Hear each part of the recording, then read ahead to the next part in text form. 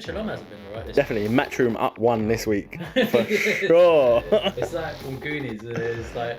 Oh, who goes? Sloth?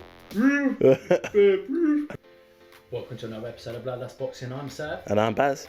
And today's episode we talk about that fight, Katie Taylor versus Chantelle Cameron in Ireland. A big one, that one. Big one.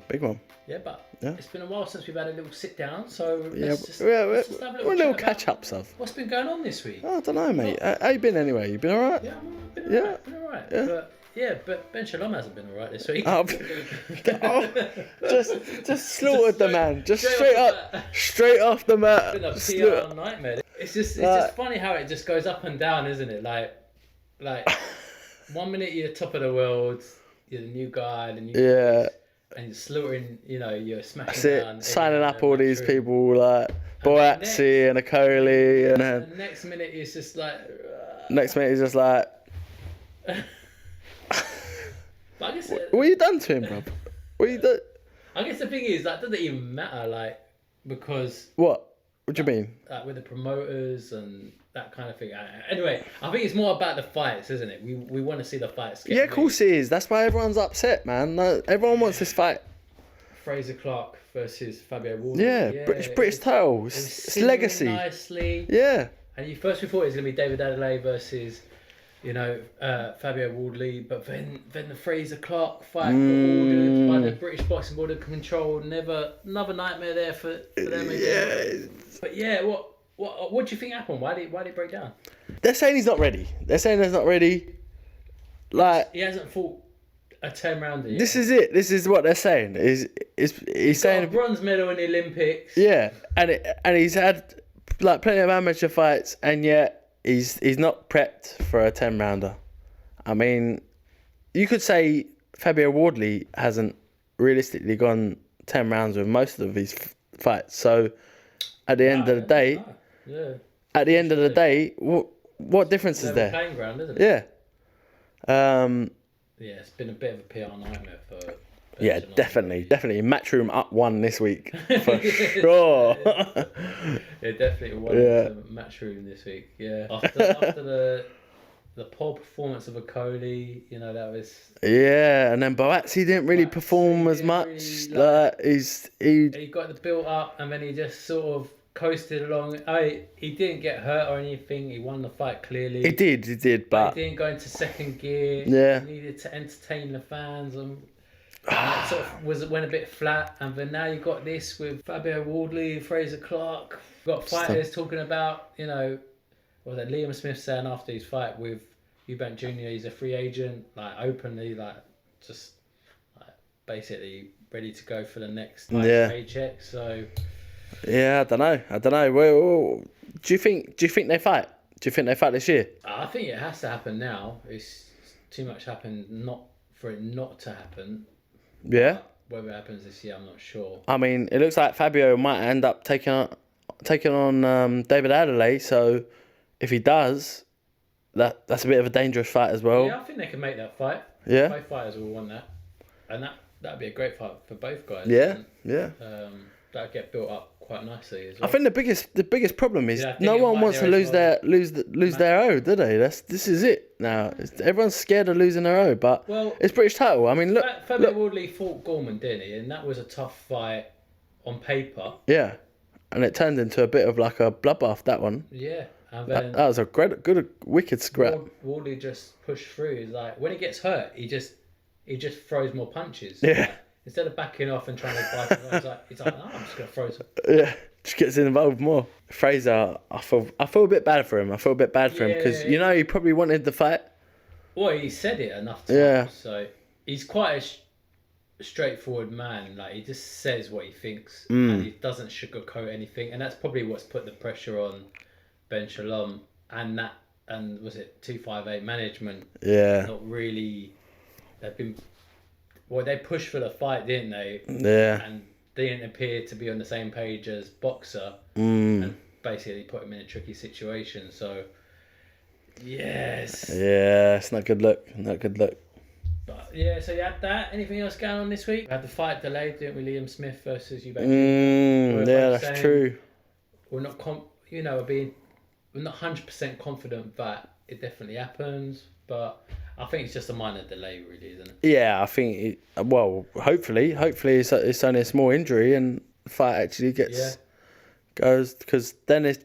I mean, they're both not like young anymore. Like they need this fight to happen quickly so they can progress with their careers. Yeah. It always seems to be with Chris Eubank Jr. These fights always seem to sort of fall through. Something always happens. This time, I mean, it's not down to him, but it's just he just has a lot of bad luck, really, doesn't he, with fights? Yeah, it's true. Anything else? Any other gossip this week? Any other gossip? Oh, Heavyweight division, anything going on? Oh, yeah, we've got the Juggernaut. The Juggernaut. Is reactivated. Yeah. The rematch clause. He'll come back. Yeah. He'll come back. I'm not. You're not convinced? I don't think he's convinced. Nah. He looks a bit of a broken man, really. He's a bit shell shocked, isn't he? Yeah. He did an interview, didn't he? Saying he wanted the fight, but he didn't seem 100% certain that he wanted the rematch. And it's not a good look, really. Nah.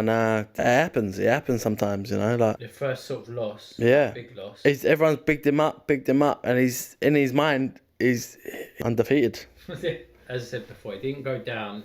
His eye got bruised up in that fight, and bruised up. The guy was like. It's like from Goonies. It's like. Oh, here goes. Schluff.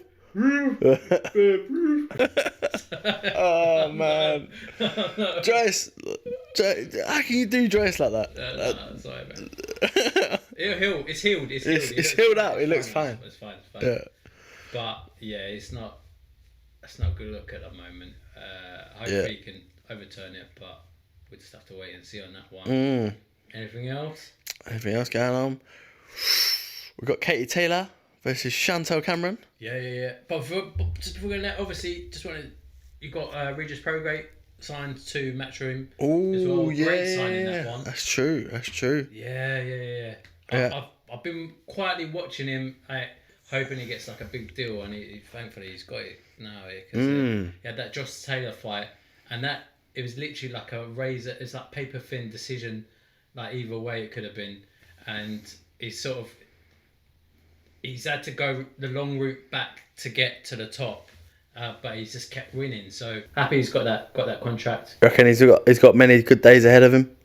He's about 34 now, I think. So he's the latter end of his career, but just he's a quality operator, and he's not afraid to go to someone's backyard and fight. So great signing. They got Jack Catchall as well. Haven't they? Matchroom, they signed him. So. Nice. There's plenty of good fights I can start making at that weight division. And Andy Cruz as well. Yeah. So Matchroom they've been smoking. It looked like it was the end games. I know. I feel like it was only a couple of videos ago we were like, Matchroom, what's going on? What's happened here? They pulled it back. So, just shows you something just counts up. Yeah. But yeah, Katie Taylor versus Chantelle Cameron, what do you reckon? Well, I mean, again, it's going to be Clash of the Titans, isn't it? Clash of the Titans, two unified world champions. It's going to be a tough fight. Like, I've never seen a fight with Katie Taylor where it hasn't been like a grueling fight. Nah, she loves a brawl. Like, it always turns into a brawl. Yeah. And to be fair, a lot of the female fights seem to go that way. I don't think they get enough credit, I honestly don't, because some of their fights are so much more entertaining than a guy fights. Yeah, well, the thing is, they only got the 2-minute rounds, haven't they? Yeah. So they've got to impress. They've got to put their all in for those full 2 minutes. They can't just coast through. On that, do you think female fighters should go to 3 minutes? Yeah. I think if you want to be on the same sort of level of the male fighters, then you have to be replicating the same sort of time, that kind of thing. But it keeps it exciting for us. It does. But you might get another aspect of it where they have more time to be technical. And more knockouts. Yeah, that's the thing. Yeah, that's true. Even though the female fights are quite bloody, you don't really get a lot of knockouts. No, it's true. But yeah, Katie Taylor in Ireland. The Amanda Serrano fight fell through, didn't it? The atmosphere should be crazy there. It's not. It's not at the stadium that she wanted. I don't think. But they wanted it at the was it Croke Park? Yeah. But I think they'll probably try and make it for that if they do get a Serrano fight on. Yeah. I think there's a bit of funding issue there. Like apparently it's really expensive. Yeah, I don't know what's. I mean, it would have cost so much more to fight in Croke Park. I heard Conor McGregor was going to put up the money for it. Yeah. I don't know what's going on with that one. But yeah, so it should be a good fight though. Yeah. I don't know. I mean, for me, I've not really felt the buzz. No, there's not really been too much PR with it recently. Not as much as it's like some of the others. Into fight week, it's going to build and build and build. Matchroom are good at doing that. But for me, I was just like, I've never seen Katie Taylor in a boring fight. That's the one thing I'll say. Yeah, it's true. But what's... She's not really a knockout artist though, is she? She's always... She generally wins on points. She grinds on points, And the thing is, she's getting older now, and she's sort of definitely in the latter end of her career. So... Do you think the age is all Chantelle Cameron then, yeah? I'm going to give it to Katie Taylor, just because she's a more experienced fighter. I don't think she's not had those really, really difficult fights from what I can see. And Katie Taylor's got a really high punch output. Yeah. Whereas I don't think Chantelle Cameron's had to work that hard with that many punches being thrown at her. She does slow down a little bit in fights. So it's not, as you said, it's not like a high output. So I think Katie Taylor will outwork her. Cameron might get a bit more. She might get more of the power punches off, possibly. Yeah, and she might. I've just got a feeling it's just going to be, the occasion's going to be too big for her. Yeah. Yeah. Well, the crowd is going to be crazy, so they should be all behind. Yeah. Katie Taylor. So.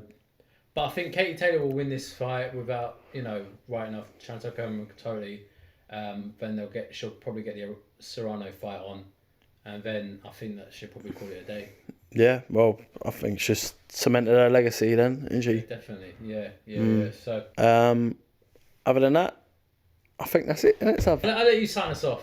Sign us off. Yeah, sign us out. Don't forget to like, subscribe, hit that bell icon, and I'm Baz.